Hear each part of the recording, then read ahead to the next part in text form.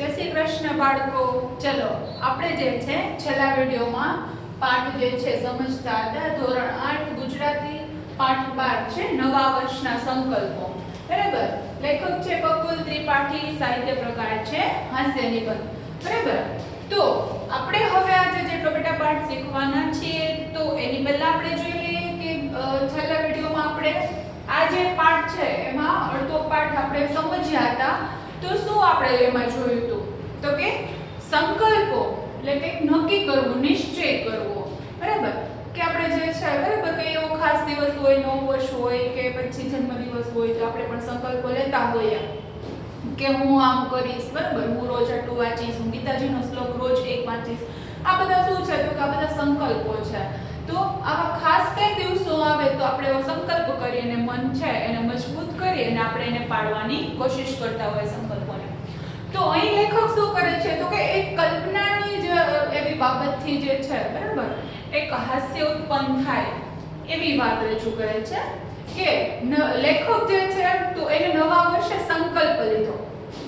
દિવાળીનો તહેવાર પૂરો થાય અને જ્યારે કાર્તક મહિનો બેસે, ગુજરાતી આપણું વર્ષ બરાબર નવું વર્ષ છે, બેસતું વર્ષ, તો લેખકે સંકલ્પ લીધો કે હવે જે છે હું રોજ 7 વાગ્યાના બદલે કેટલા વાગે ઉઠીશ તો કે 5 વાગે ઉઠીશ। તો આખી જિંદગી લેખકે છે જો એટલા તો રોજની 2 કલાક બચે, વર્ષના જે છે બરાબર કલાક ગણ આવે છે તો આટલા કલાકો બચે અને આમ આખી જિંદગીમાં બધું ભેગું કરી તો 4.5 વર્ષ જેટલો સમય છે બચે। તો એટલા સમયમાં આપણે ઘણું બધું કામ કરી શકીએ। લેખક નક્કી કરે છે અને પોતે જે છે એ નવા વર્ષના દિવસે વહેલા ઉઠવાનો સંકલ્પ લીધો। પહેલો દિવસ હતો એટલે શું થાય, આ સંકલ્પ લીધો એટલે ઉત્સાહમાં હોય બરાબર કે મેં આ સંકલ્પ લીધો છે, ચલો હવે તો ઉઠવું જ છે હવે રોજ। ઉત્સાહમાં ને ઉત્સાહમાં એક દિવસ એ કામ થઈ છે, બીજો દિવસે વળી પાછું હતું એનું એ આમ કરતા કરતા પાંચમ સુધી જે વળી જે છે લેખકને થાય છે ચલો ને પાંચમ સુધી લાભ પાંચમનો આવે ત્યાં સુધી 5 દિવસ તો એટલે દિવાળીનો તહેવાર જ કહેવાય, ચાલે કે બરાબર। તો નક્કી કર્યું કે ચલો પછી ઉઠીશ। તો વળી શું થાય છે તો કે ત્યાં વળી એલાર્મ ને ગોઠવ્યું બરાબર। તો એનો જે છે ચાવી આપવાનું ભૂલી જાય છે તો એ બંધ પડી ગયું। પછી શું થાય છે વળી આમ કરતા કરતા જે છે બીજું પખવાડિયું એટલે કે વદ આવી જાય છે ને તો ત્યારે એવું બને છે હવે લેખક મનમાં એવું નક્કી કરે છે કે ચલો વહેલો ઉઠીશ અને 5-10 મિનિટ પથારીમાં જ બેસીને પાછો સૂઈ જઈશ। તો કે મેં મારો સંકલ્પ તો તૂટવા નથી દીધો એ કે બરાબર ને। તો એવો વિચાર આવે છે ને આવું કરતા કરતા પછી થાય છે હું શું કામ આટલી બધી જે છે બરાબર એ માત્ર વહેલું ઉઠવું ને હેરાન થવું કે આ બધું કોના માટે તો કે જિંદગીના મોહ માટે ને મોહ માયા માટે કે શું કામ છે કે સંતો મહાત્માઓ એવું પણ કહે છે કે જિંદગીમાં જે છે એ મોહ માયા રાખવી નહીં બરાબર। તો એ કે હું માત્ર 2 કલાક માટે જે છે શું કામ આટલી બધી જે રોજની 2 કલાક માટે આટલી બધી શું કામ કે મોહ માયા રાખું છું એવું કહી અને પછી જે છે એને એવું થાય છે અને એનો સંકલ્પ જે છે એ તૂટી પડે છે કે વહેલા ઉઠવાનો સંકલ્પ હતો એનું એ પાલન કરી શકતા નથી। પછી એનું કહે છે કે એક ભાઈએ છે એ શું કીધું તો કે ચા ન પીવાનો સંકલ્પ લીધો। ઘણી બધી પીતા હશે તો ઘરમાં જે છે એના માતા પિતા છે, પત્ની છે, બહેન છે, બધા એને સમજાવ્યું છતાં પણ એને એનો સંકલ્પ જે નક્કી કર્યો તો કે ચા નથી પીવી તો એના પર મજબૂત રહ્યા। પણ એક વખત એવું થાય છે કે જે છે એક વખત બીમાર પડે છે તો કોઈએ કીધું હશે કે બીમારીમાં છે ચા સારી પડે એ કે તો વળી ચા પીવાનું શરૂ કર્યું। આમ કરતા કરતા બીમારી તો દૂર થઈ ગઈ પણ એ જે વ્યક્તિ છે પછી એને ચાનું વ્યસન છે પાછું હતું એને એમ રહી ગયું અને ફરી એને જે છે એ ક્યારે એવો સંકલ્પ ન લીધો કે હું ચા નહીં પીઉં બરાબર। તો આવી બધી બાબત છે। ચાલો જોઈએ બાળ મિત્રો આપણે આગળ કે આગળ પાઠમાં શું કહે છે, પેજ નંબર 8 જોઈએ, અડધે આપણે પહોંચ્યા હતા। તો કે લેખક કહે છે ચા છોડવા જેવો જ બીજો એક લોકપ્રિય સંકલ્પ છે બરાબર। આપણે જોઈએ અહીંયા શબ્દ લોકપ્રિય એટલે લોકોમાં આદર પામેલો, ત્યાર પછીના શબ્દો છે ચલો બેટા એને સમજી જ લઈએ। અમરપટ્ટો એટલે કદી નહીં મરવાની ખાતરી આપતું લખાણ। આપણે એમ ઘણી વાર એમ કહીએ ને કે કોઈ અમરપટ્ટો લઈને આવ્યું નથી, જન્મ એનું મૃત્યુ તો નિશ્ચિત છે બરાબર। એવું જે છે ઘણીવાર તમે સાંભળ્યું હશે લોકો પાસેથી। પછી છે મહેચ્છા એટલે કે મહત્વાકાંક્ષા, પામર એટલે તુચ્છ, સાધારણ પણ કહી શકીએ, અકળાવું તો મૂંઝાવું, વિલાવું તો ગાયબ થઈ જવું, કરમાવું, સાકળ એટલે ઓસ, તુષાર પણ કહેવાય, અગમ્ય તો કે સામાન્ય માણસને બુદ્ધિથી ન સમજાય તેવું. પછી છે પાવન તો કે પવિત્ર, જલસો તો ઉત્સવ છે, મેળાવડો, બંનેના અર્થ થશે. નાગલોક એટલે શું? ગુજરાતી એવા ફિલ્મોમાં પણ આપણે એવો શબ્દ છે નાગલોક, તો એનો થાય પાતાળ. અને પૌરાણિક માન્યતા પ્રમાણે આપણી જે જૂની માન્યતાઓ છે એના પ્રમાણે સર્પ જાતિ એટલે કે નાગની જે જાતિ છે એનો કાલ્પનિક પ્રદેશ, એને શું કહેવાય? નાગલોક. બરાબર છે. વ્યાયામવીર તો કસરત કરવામાં શૂરવીર, પણજ તો ધનુષ્યની દોરી, ભણ્યું તો તરફ. રોમાનોલા જે છે કોણ છે? તો કે ફ્રાન્સ છે. બરાબર, ફ્રાન્સ દેશના વિશ્વવિખ્યાત સર્જક અને ચિંતક છે. કોણ? રોમાનોલા એનું નામ છે. વ્યગ્રતા તો કે વ્યાકુળતા, વિસરવું તો કે ભૂલવું. બરાબર, આટલા અઘરા શબ્દો છે તો ખાસ તમારે જે છે આપણે એને સમજવાની કોશિશ કરવાની.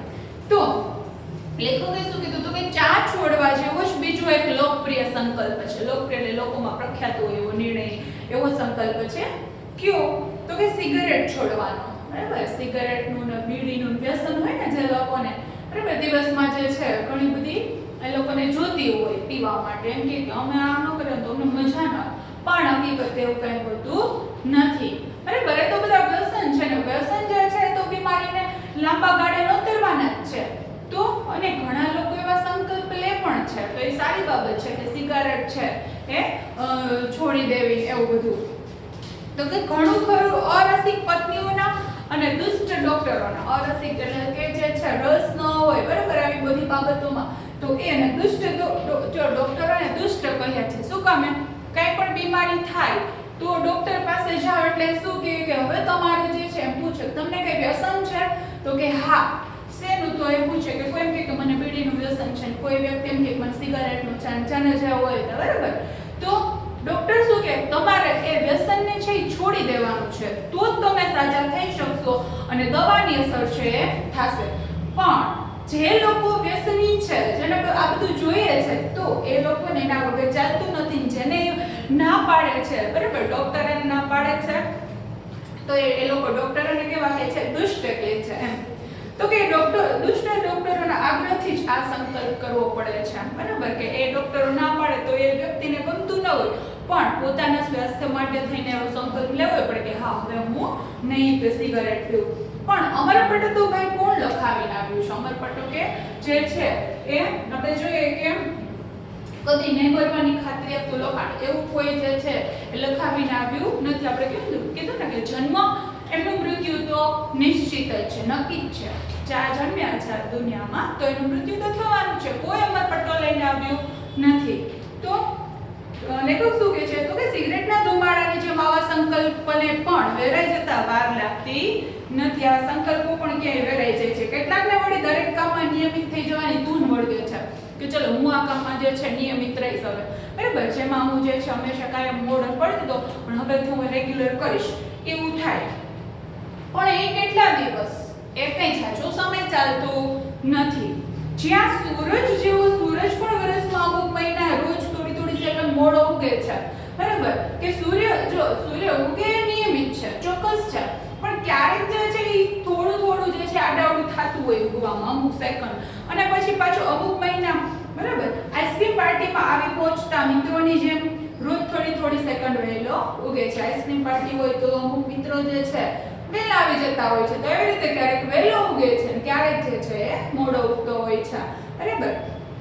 ત્યાં નિયમિત થવાની ઈચ્છા રાખનાર કે એવી જે ઈચ્છા રાખે છે તો એ પામર માનવીને વળી કોણ? હા, કેટલાક મહાપુરુષો નિયમિત બની શક્યા છે, બરાબર, મહાપુરુષોની વાત કરી છે, સામાન્ય માણસોની વાત નથી કરી. તો બની શક્યા છે ખરા, પણ એ લોકો નિયમિત છે એટલે મહાપુરુષ નથી થયા, પણ મહાપુરુષ છે એટલે નિયમિત થઈ શક્યા છે. જો શું કીધું છે કે એ લોકો નિયમિત છે એટલે મહાપુરુષ થયા નથી, પણ મહાપુરુષ છે એટલે નિયમિત થયા છે. એક સંબંધી નવા વર્ષના દિવસે ક્રોધને જીતવાનો સંકલ્પ કરેલો. ક્રોધ એટલે શું? હવે લેખક શું કહે છે? ક્રોધ એટલે તો કે ગુસ્સો. હવે કોઈ વ્યક્તિ જે હતા તો એને નક્કી કર્યું કે મને જો ગુસ્સાવાળો સ્વભાવ હશે ને તો નક્કી કર્યું કે હવે જે છે હું ક્યારેય ગુસ્સો નહીં કરું. તો આમ તો એ વાતમાં ચીડાય, પાન ખંડ પીડે એવા સ્વભાવના હતા. આમ જોઈએ તો વાતમાં ચીડાય છે, બરાબર, અને ગુસ્સો આવે અને પાન કરતા પડ્યા મતલબ ક્યારેક એને પાછું દુઃખ પણ થઈ આવે એવા સ્વભાવના હતા. તો એ વ્યક્તિ જે છે એને શું કર્યું કે ક્રોધ હવે ક્યારે ગુસ્સો કરશે નહીં.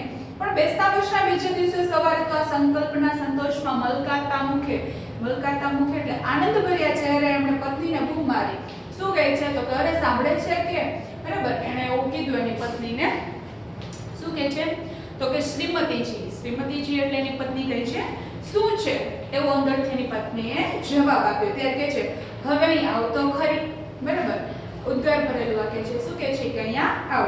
પણ છે શું લ્યો કહો શું કામ છે કે એની પત્ની જે છે બિચારી અંદર કામ કરતી હશે તો આવે છે એની પાસે ને કહે છે બોલો કે શું કામ છે.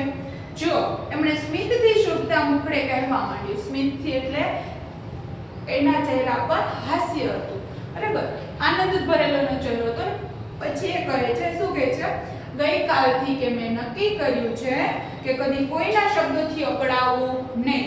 અકળાવું મતલબ જે છે તો કે કોઈના શબ્દોથી મૂંઝાઈશ નહીં. બરાબર છે કોઈ કહે તો અને હોય દુનિયા છે એમ કહીને હું હસી નાખીશ કે બરાબર હવે હું ક્યારેય ગુસ્સો કરીશ નહીં કે હું જતું કરી દઈશ. ઠીક પત્નીએ પાછા ફરતા જતા કહ્યું. એની પત્ની કહે છે સારું તો ઠીક એટલે કે સારું કે તમે એવું નક્કી કર્યું છે તો એ કેમ તને આ મારો સંકલ્પ ન ગમ્યો. એણે પૂછ્યું કોને તો કે વ્યક્તિએ એની પત્નીને પૂછ્યું તને મારો સંકલ્પ ન ગમ્યો કે હું હવે ક્યારે ક્રોધ નહીં કરું. ગમ્યો પણ પાડું ત્યારે ખરા. જો એની પત્નીને ખબર એના પતિ છે કેવા સ્વભાવના છે તો એણે શું કીધું કે ગમે છે તમારો સંકલ્પ પણ આ સંકલ્પ લીધો પણ એને પાડો ત્યારે સાચી બાબત કહેવાય. શું કહ્યું એમનું સ્મિત વિલાય.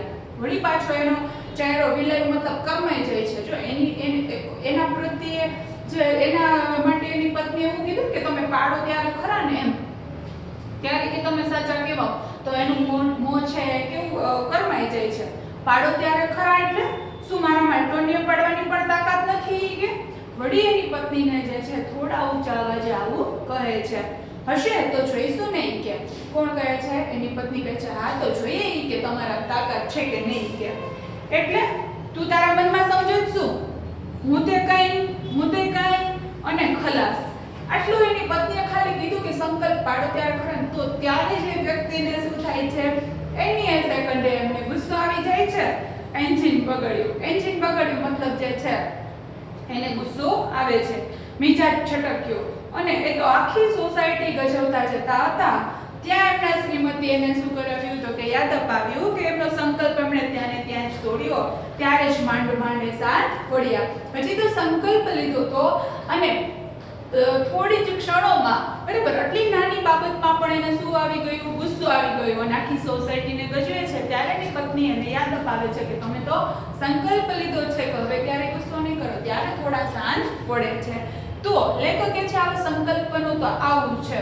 આપણે લઈ તો લઈએ છીએ ઉત્સાહમાં બેસતા વર્ષના દિવસે પણ આપણે એને પાળી શકતા નથી. પછી જોઈએ શું કહે છે આમ નવા વર્ષના સંકલ્પ એટલે વહેલી પરોઢનું ઝાકળ. બરાબર વહેલી સવાર હોય પરોઢ્યું એટલે વહેલી સવાર તો ઝાકળ હોય સરસ મજાને એમ ધુમ્મસ જો વાતાવરણ હોય ને ખાસ જે વૃક્ષોના પાંદડાઓ ફૂલોમાં જોઈએ તો પાણીના જે ટીપા બાજી ગયા હોય એ જોઈએ તો બે ઘડી સંતોષ આપી પાછી ઉડી જવાનું. તો એ કેટલી વાર હોય થોડી વાર હોય. વળી તડકો નીકળે એટલે પાછું હતું એવું વાતાવરણ થઈ જતું હોય છે. વૈશાખની બપોરે જો વંટોળિયા જાગીને પાછા સૂઈ જાય છે અથવા તો શિયાળાની સવારે જગતના અગમ્ય ખૂણેથી જે છે અગમ્ય એટલે કે તો કે સામાન્ય માણસને જે છે એ એકાદ શરદીનું મોજું આવી આપણો કબજો લઈ લે છે અને દિવસભર રડાવીને અંતે આવ્યું હતું એ મનંતમાં ચાલ્યું જાય છે.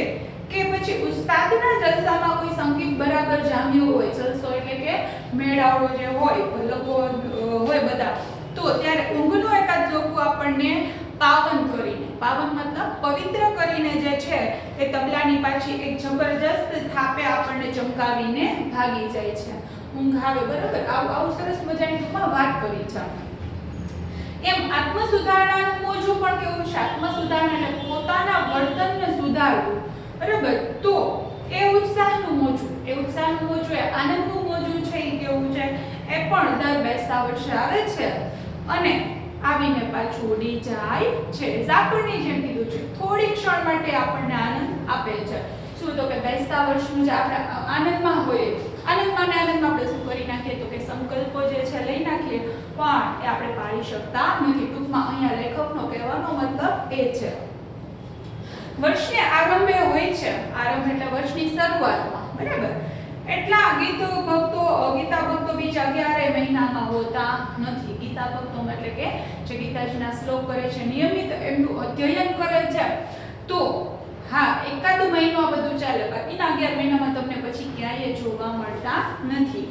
બેસતા વર્ષને બે જ અઠવાડિયા હોય છે, એટલા સંયમી જનો બાકીના વર્ષભરમાં ક્યારેય જણાતા નથી. તે આના જ કારણે, બરાબર. શું કામે તો કે એના સંકલ્પ જે છે પૂરા કરતા નથી.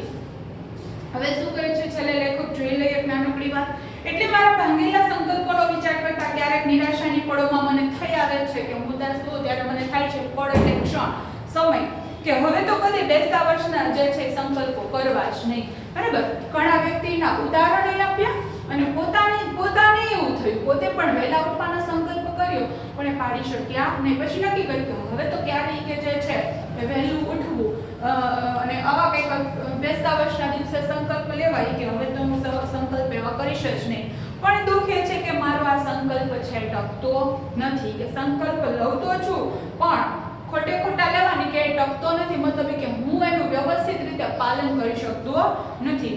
ફરી બેસતું વર્ષ આવે છે, એક વર્ષ પૂરું થાય, ફરી બેસતું વર્ષ આવે છે અને હું સ્વપ્ન રચવા બેસી જાઉં છું. સ્વપ્ન એટલે કે એવી કલ્પનાઓમાં ખોવાઈ જાઉં છું કે અને ઉત્સાહમાં વળી શું થાય, આનંદમાં નવા વર્ષના દિવસે સંકલ્પ કરી નાખું છું.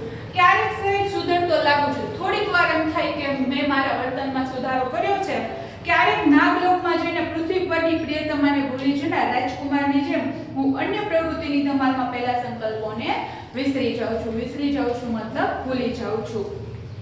અચાનક ઝબકીને જાગી જાઉં છું, ફરીથી દ્રઢ નિશ્ચય કરું છું પણ તે પુનઃ સંકલ્પને વિસરવા માટે જ. કાનમાં પેલો રોમારોલા મને કહ્યા કરે છે. રોમારોલા એટલે આપણે જોઈએ ને ફ્રાન્સના જે છે વિશ્વવિખ્યાત સર્જક અને ચિંતક. શું કહે છે તો કે સ્વપ્ન તો શું છે તો કે સ્વપ્ન તો જીવનના જે છે ધનુષ્યની પણછ જેવા છે.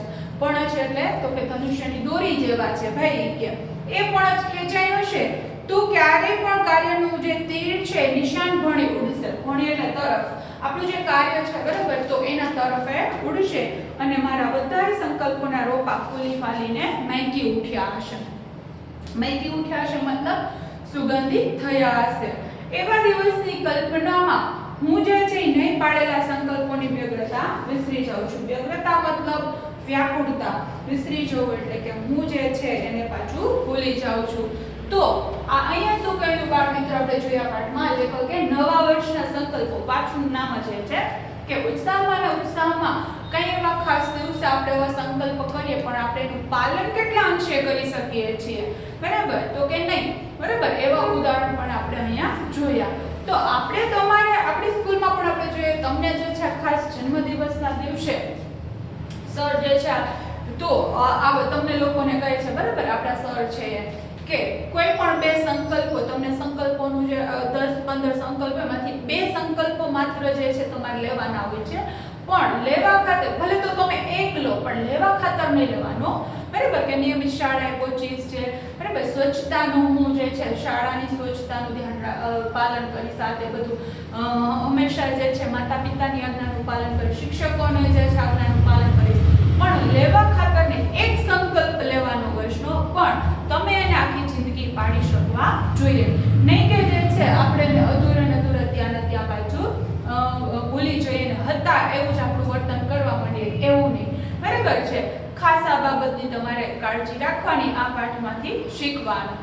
ચલો બાળ મિત્રો, નેક્સ્ટ વિડીયોમાં ફરી મળીશું. ત્યાં સુધી આવજો. જય શ્રી કૃષ્ણ.